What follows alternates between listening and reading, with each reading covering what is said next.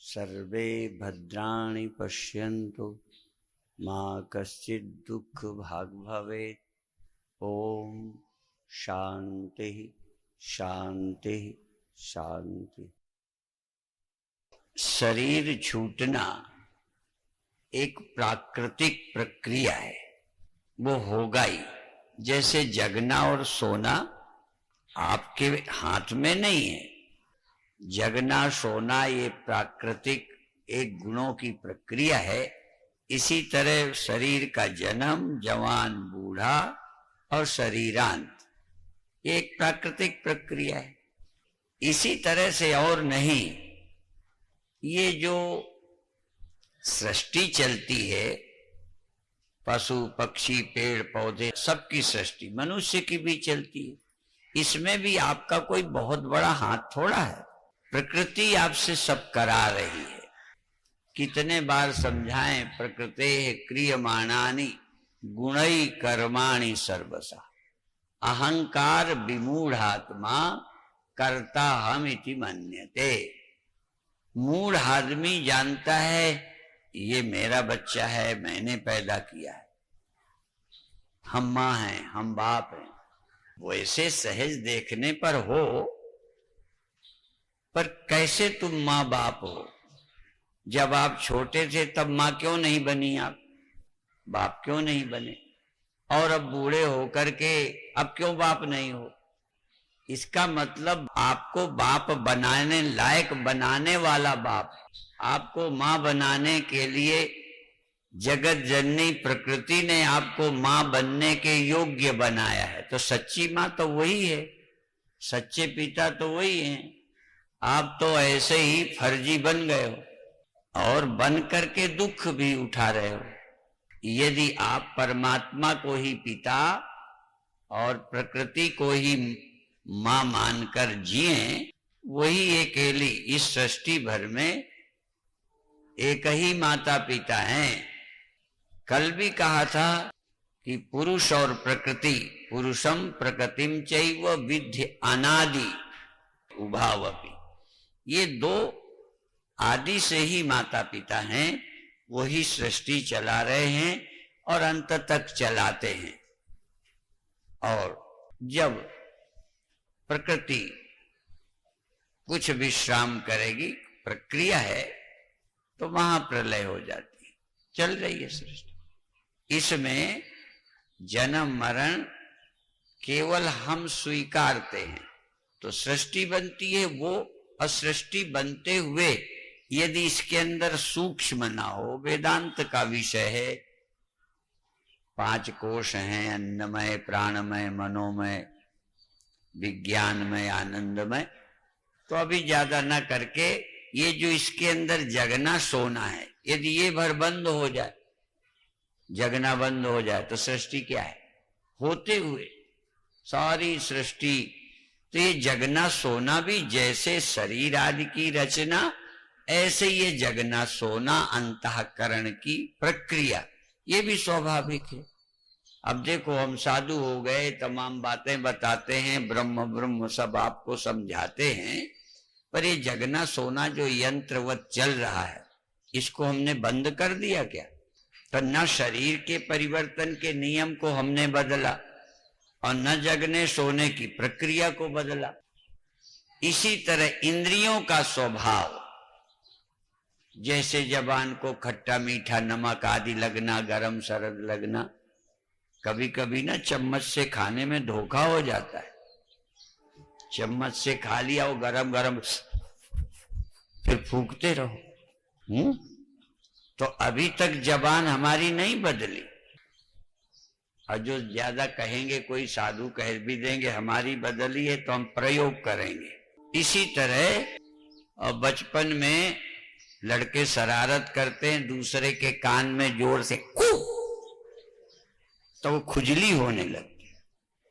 माने एक सीमा से ज्यादा कान को आवाज अच्छी नहीं लगती। जब हम गुरुदेव के साथ रहते थे, तो जब कोई टार्च जलावे और किसी तरफ ऐसे कर दे, अंधेरे में उजेला और बुरा लगता है। अंधेरे के बाद जब तेज प्रकाश होता है तो आंखों को चुभता है।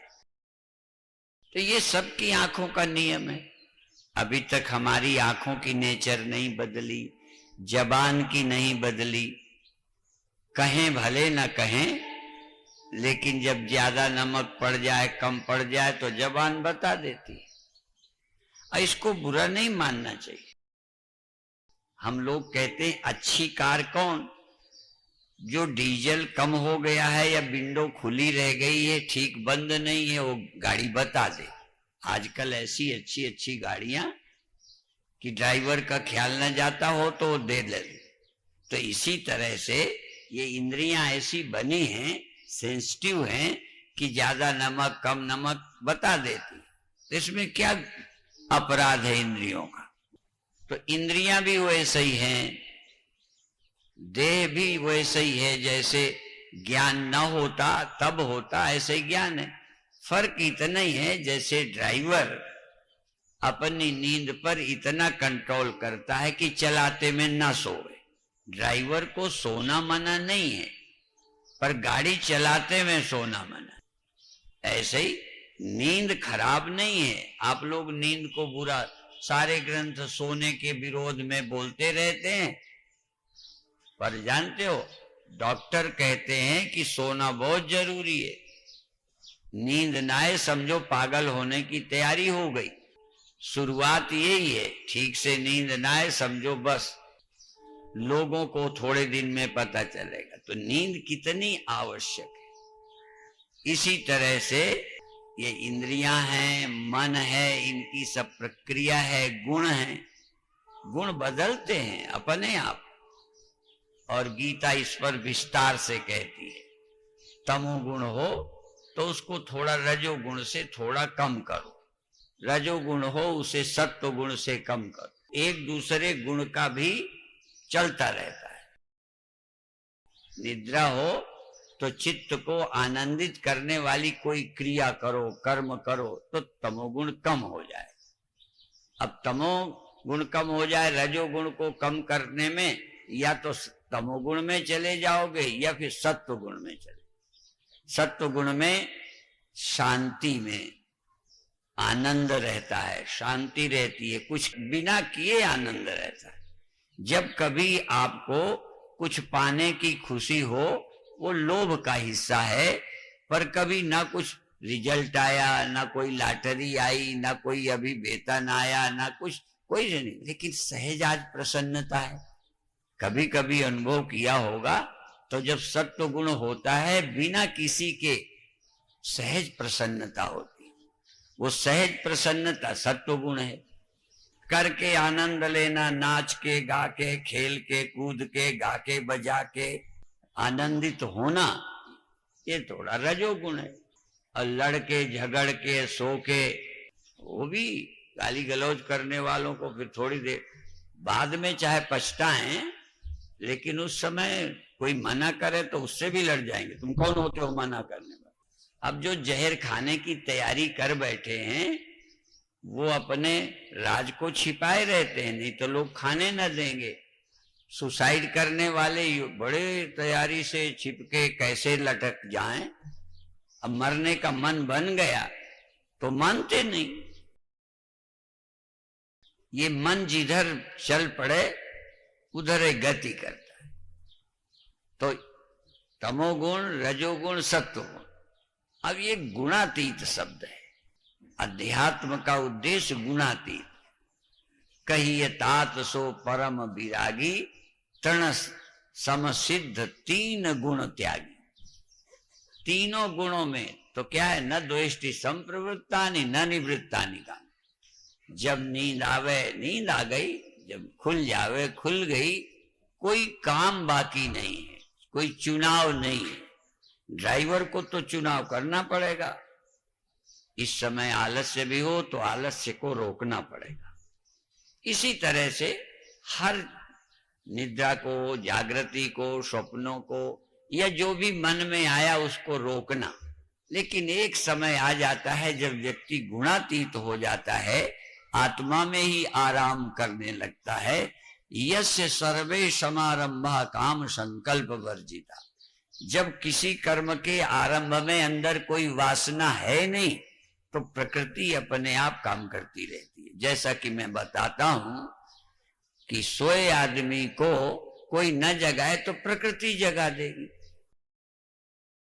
इसी तरह जागे आदमी को प्रकृति कुछ देर बाद सुला देगी। प्रकृति भी माँ है, वैसे जैसे माँ अपने बच्चों को खेलता हो तो जब वो आप सो जाओ, और वैसे थपकी मार मार के अब देखो उस थपकी से सोए आदमी को थपकी मारो वो जग जाएगा, और जगह को थपकी मार मार के सुला दिया। तो जैसे माँ सुलाती है तो माँ का सुलाना समझ आता है, पर ये प्रकृति माँ हमको जगाती सुलाती रहती है, हमें समझ ही नहीं आता कि हमें प्रकृति जगाती है, प्रकृति सुलाती है। आपको लगता है हम अपने आप जगते हैं, अपने आप सोते हैं, कोई अपने आप नहीं, ये प्रकृति ही जगाती सुलाती है। आपका किया हुआ नहीं है प्रयत्न, ये सब नेचर, लेकिन हमें प्रकृति नहीं दिखाई देती, परमात्मा नहीं दिखाई देता, सिर्फ हमारा ईगो, हमारा अहंकार, हम ये करते हैं, हमने शादी की, हमारे बच्चे, हमने ये, भाई हम रहता है। और असल में हम बुरा नहीं है, करने वाला तो है ही अहंकार। आप ये मत समझो करने वाला अहंकार है, ये कभी कभी समझ आता है, नहीं तो लगता था कि हम असल में अहंकार करता है, और अज्ञान से विमूढ़ व्यक्ति उस अहंकार के करने को अपना करना मानता। तो शरीर के धर्म को अपना मान ले, शरीर बदला, हमें लगा हम बदले, मन में करने का आया, लगा हम करने वाले हैं।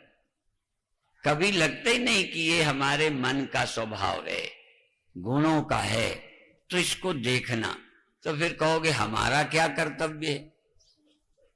पहले उचित मात्रा में इनको कम ज्यादा करना, एक ये नियम। जैसे खाने की आदत चाहो तो बहुत मिर्चा ये वो खाने की आदत डाल दो तो उससे कम आपको अच्छा न लगे, और कई लोगों को उतने मिर्चा वाली सब्जी दे दो तो रोएगा, आंसू आने लगेंगे, नाक बहने लगेगी। और कभी कभी तो ज्यादा जिसको अभ्यास नहीं होता, सुबह तक पता चलता है कि इनने कल मिर्चे खाए थे, और जो रोज खाते हैं उन्हें नहीं पता चलता, आदत में आ जाता है, उस तरह की प्रकृति बन जाती है। तो इसलिए हम जैसे लड़ने झगड़ने वालों को कोई डर वर नहीं लगता, और पहले क्षत्रिय ऐसे तैयार किए जाते थे जो युद्ध की खबर से खुद से होते थे। बीच बीच हमारे प्रेमचंद जी बहुत याद रखते हैं, तो बोलते हैं जैसे निमंत्रण मिल जाए ना पंडित को, तो पंडित को निमंत्रण सुन के खुशी होती है कि आज फलानी जगह हमारा निमंत्रण। ऐसे ही क्षत्रिय युद्ध का समय आए तो सुनकर खुश होते हैं, डर नहीं लगता। अब यदि कोई देश का मालिक डरपोक हो तो पाकिस्तान के गर्दन काट ले जाए तब भी कोई फर्क नहीं पड़ता। कभी कभी लगता है कि वो ऐसे स्वभाव का होता तो जवाब तुरंत मिल गया होता पाकिस्तान। तो सब काम सबके बस का नहीं है। हमारे लोग देखो युद्ध की बात लड़ाई होने लगे तो कई का दिल धक धक होने लगेगा और कई को खुशी होगी। तो जैसे निमंत्रण पंडित के लिए ऐसे ही युद्ध का अवसर क्षत्रिय के लिए। क्षत्रिय उन्हीं को कहते हैं जिन्हें युद्ध से डर नहीं लगता है। युद्ध उन्हें एक खुशी का अवसर है। तभी भगवान ने भले अच्छे ढंग से अर्जुन ने कहा था तो भगवान ने गाली दी, नपुंसक कही, बड़ी बातें आदर्श की, लेकिन डर पीछे छिपा था। कई बार हमारी कमजोरी आदर्श का रूप धारण कर ले। डरपोक आदमी, अरे लड़ना ठीक नहीं होता, फलाना नहीं होता, ये ऊंचे आदर्श की बात है। तो इसी तरह से आप जीवन में जैसे सन्यास। अब ये मृत्यु के पहले सन्यास, अर्थात सन्यास भी एक गहरे ढंग से मृत्यु है, या सन्यास समझो मृत्यु की तैयारी है। शरीर हम नहीं, शरीर जाए तो जाए, हमारा कोई नहीं। जब हम शरीर नहीं तो हमारा कोई नहीं, हमारा पिता नहीं, हमारी माँ नहीं, देह हम नहीं, ये नाम मेरा नहीं। तो एक तरह से जो हमको बांधता है उसको मरने के पहले छोड़ दिया। हम इस धरती से जाएं, और तो और अभी कल परसों कहा था, शायद मैं भूल जाता हूं, स्मृति गड़बड़ है।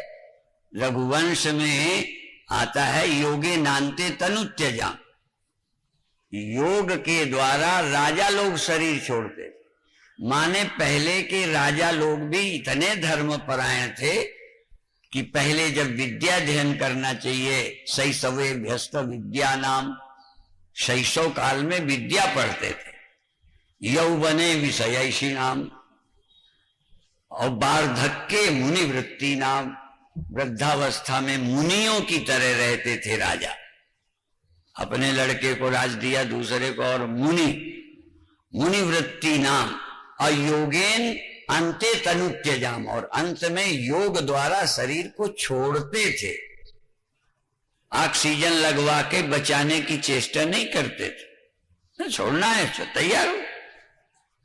ये 4 दिन बाद छोड़ने से क्या हो जाएगा?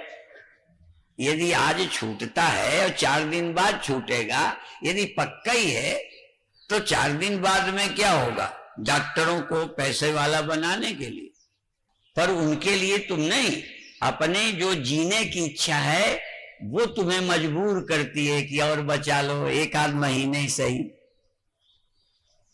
पर राजा लोग प्रयास करके शरीर छोड़ने के लिए, कई जैनी लोग उपवास करके शरीर छोड़ते, वो आत्महत्या नहीं कहलाती। धीरे धीरे धीरे उपवास करना और मन को शुद्ध बनाना। मन को कैसे? देखो, भ्रूर मध्य प्राणमावेश सम्यक, भ्रू मध्य में प्राण को चढ़ाकर स्मरण करते हुए भगवान का शरीर छोड़े। अब कई को ये याद ही ना आएगी मरते समय कि हम कैसे शरीर छोड़ें। तो जैसे आप बिस्तर लगाते हो, तकिया लगाते हो, मच्छरदानी, हम तो मच्छरदानी लगाते हैं, और ये कहा करते हैं कि बिल्डिंग करोड़ों की और रात भर मच्छर। तो मैं कहता हूं ये 200 की मच्छरदानी क्यों नहीं लगाते? 200 रुपए में चैन से सो। हमारा मतलब ये है कि मच्छरदानी लगा के, तकिया लगा के, बढ़िया सब काम निपटा के आराम से सोते। इसी तरह से दुनिया के काम निबेड़ के अब हम आराम से शरीर छोड़ेंगे, आराम से शरीर छोड़ना, शांति से शरीर छोड़ना। ये तो भगवान ने जो गीता बताई यही ना, कि पहले मन को यहां करो, भ्रूर मध्य प्राणमावेश सम्यक, प्राणों को करो और स्मरण माम, मेरा स्मरण करते हुए, आत्मा का स्मरण करते शरीर जोड़ो। तो इस तरह से जैसे पहले जब पर्चा आता था ना, हमें उस समय की कभी कभी आ जाते हैं, तो चूंकि हम सब सनातन धर्मी रहे, भगवान को मानते, तो पास फेल और रिजल्ट अच्छा है, पेपर अच्छा हो, पेपर को माथे पे लगा के तब खोलते थे। परीक्षा के दिनों में मंदिर में एक बार हम कानपुर जूही आए परीक्षा देने, तो बारा देवी के मंदिर गए, नमस्कार करके गए कि माता जी कृपा करें। ठीक है, तो अभिप्राय ये है कि जरूरत ऐसे जब शरीर छोड़ें तो हमारी गति हो, परमात्मा को प्राप्त हो स्मरण करते हुए। और इसीलिए फिर ये भी कहा, गुरुओं ने कहा है कि जो स्त्री का स्मरण करते हैं वो क्या होते हैं? जो बच्चे का स्मरण करते मरते हैं वो अगले जन्म में सुअरिया होते, क्योंकि वो बहुत बच्चों की याद करते करते मरे। अब ज्यादा बच्चों की है तो ज्यादा बच्चे उन्हीं के होते हैं, एक ही बार में 12-12। और भी एक कहावत है, ज्यादा धन की याद करोगे तो सांप बनोगे। पहले कहीं धन गड़ा होता था तो एक सीधी पहचान थी, यदि सांप रहता हो तो लोग सोचते थे यहाँ धनगड़ा होगा। अब वो यदि धनगड़ा है और सांप इसलिए है तो समझो वो मालिक का ही है, वो पहले जन्म का धन का। अब सांप बन के उसके इर्द गिर्द घूमता रहता है। तो अभिप्राय है धन आवश्यक है, हाँ ये स्त्री पुरुष आवश्यक है, पर मरने के दिन यही याद करते करते मरे। पति की याद करते, पत्नी की याद करते, पुत्र की याद करते। हमने जीवन में जो पढ़ाना था पढ़ा दिया, जो करना था कर दिया, कमाना था कमा के दे दिया। अब उनकी चिंता करते क्यों मरना? भगवान का चिंतन करते करते जाना तो शोक मोह नहीं होगा, चिंता नहीं होगी, भय नहीं होगा। और भारत के लोग भय मुक्त होकर ही शरीर छोड़ते। ये पहले, ये नहीं है कि शरीर की रक्षा नहीं करना, पर जब जाने लायक है तो तैयारी क्यों नहीं करना। कभी कभी ड्राइवरों के लिए भी होता है कि नींद आवे तो रोड के होटल में थोड़ी देर रोक के थोड़ा सा सो ले, फिर आगे चल, ठीक है ना। तो जैसे ये तैयारी कर ले यार, इसी तरह जब शरीर छोड़ने का समय आ रहा है तो क्यों ना थोड़ी तैयारी करे। इसलिए शरीर छोड़ना के पहले ये सन्यास भी शरीर छोड़ने की तैयारी है। आजकल इसलिए कोई सन्यास नहीं लेता। सच यही है कि जो जो चीज छूटेगी सन्यास में पहले छोड़े।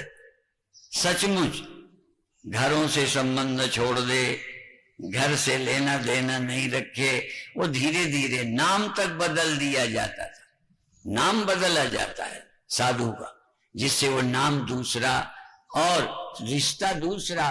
आज से तुम भगवान के हो गए, भगवान तुम्हारे हो गए, तुम देह न रहे, देह वाले तुम्हारे न रहे। तो एक तरह से मृत्यु के पहले ही लगभग मरने पे जो छूटता है। और यही बात हम सोने के लिए भी कहते, सोने के लिए भी रात को सब छूट जाएगा।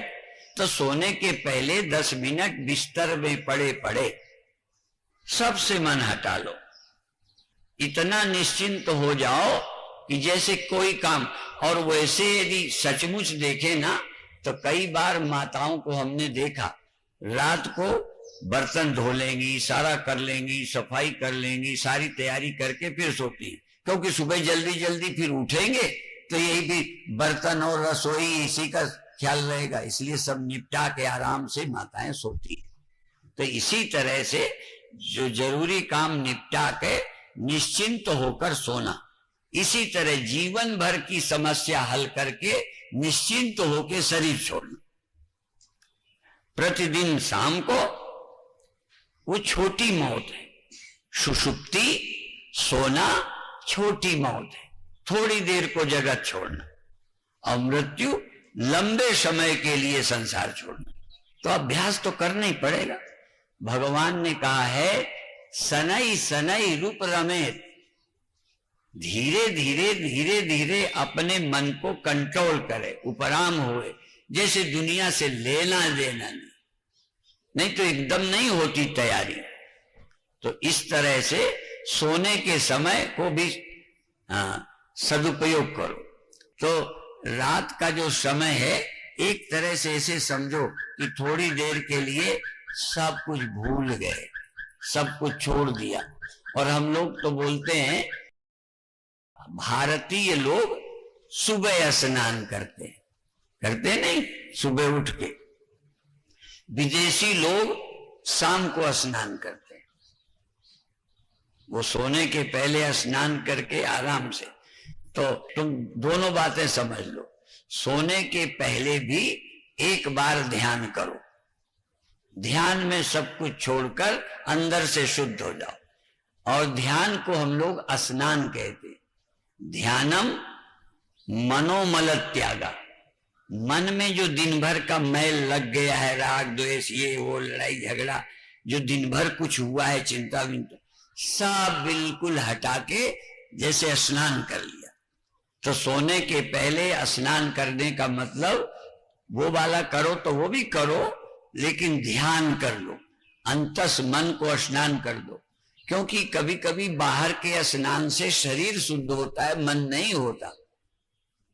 तो ध्यान से मन को शुद्ध करके फिर सो जाओ, और सुबह उठो, सुबह उठकर संसार के प्रपंच में जाने के पहले सावधान हो जाओ कि काम करेंगे, कर्तव्य है, पर मन को शुद्ध रखते हुए काम करने की कोशिश करेंगे। जैसे अच्छे कपड़े पहन लेते हो, यदि पुराना कपड़ा पहने हो तो जल्दी कहीं बैठ जाओगे, अब बहुत कीमती अच्छे से कपड़े पहने हो तो गंदगी जगह में बैठने में आपको अच्छा नहीं लगेगा, ठीक है ना। तो जिसके कपड़े गंदे हो कहीं बैठ जाते, तो जिसका मन गंदा है उसे गंदा होने का डर नहीं लगता, पर जो मन को शुद्ध करके रहते हैं उन्हें लगता है दिन में भी मेरे मन में कचरा न लग जाए। तो दिन भर काम करेंगे, सतर्क रहेंगे, मन निर्मल रख के काम करेंगे। तो मन को निर्मल रखना, इसीलिए इसको कर्म योग बोलते हैं। कर्म योग का मतलब है योगा कर्मसु कौशलम, कर्म में कुशलता योग है, अर्थात इतनी कुशलता से सावधानी से युक्त रह के कर्म करो कि दुनिया का कर्म भी तुमको गंदा न करे, राग द्वेष में ना फंसाए। काम करते हुए अपने को शुद्ध रखना, ये कोशिश करना। कई बार हम कहते हैं तो लोग कहते हैं काम करने में तो हो ही जाता है, तो कुशलता तो यही है कि कर्म नहीं छोड़ना, भगवान ने कहा, पर मन को खराब भी नहीं करना, क्योंकि लाभ हानि के लिए तुम कर्म नहीं कर रहे, एक ये सृष्टि का कर्तव्य है उसे पूरा कर रहे हो। इसी तरह विवाह शादी ये भगवान की सृष्टि चलाने के लिए। कल जब हम गए एक शादी में तो इसीलिए हमने चर्चा की थी कि मनुष्य के अलावा दुनिया में कोई जीव शादी नहीं करता, मनुष्य ही करता है, और सारी सृष्टि बिना शादी के चलती, बिना स्त्री पुरुष के नहीं चलती, मेल फीमेल के बिना दुनिया नहीं है, बल्कि ये सारी सृष्टि शुरू में भी पुरुष और स्त्री, पुरुषम प्रकृतिम चैव कहा था, उनसे ही सृष्टि चलती है तो ऐसे, पर एक है विवाह करना धर्म के द्वारा, फिर विधिवत सृष्टि चलाना। और लोग जो धर्म को मानकर चलेंगे, भगवान ने कहा यह शास्त्र विधि मुत्सृज्य वर्तते काम कारता न सिद्धिम वापनोति न सुखम न पराम गतिम। जो धर्म के नियमों को छोड़कर मनमानी करेंगे उनको बहुत ना तो शांति मिलेगी, थोड़ा सुख लगेगा, पर न शांति मिलेगी न परम गति मिलेगी। पर जो शास्त्र के अनुसार चलेंगे उनकी जीवन यात्रा भी बहुत अच्छी होगी और अंत में वो मोक्ष को भी प्राप्त करेंगे। इसलिए आवश्यकता है, कोशिश करो। और अक्सर मैं बताता रहता हूं उन्हीं बातों को, क्या दोहराऊं, संकोच लगने लगता है कि जैसे बाबा जी को कुछ आता ही नहीं, वही बातें कहते हैं। आती तो बहुत हैं, पर उदाहरण वही, ये रोड में जो डिवाइडर रेखा बीच में रहती है, स्पीड ब्रेकर रहते हैं, लाल हरी बत्ती रहती है, ये बेकार है ना।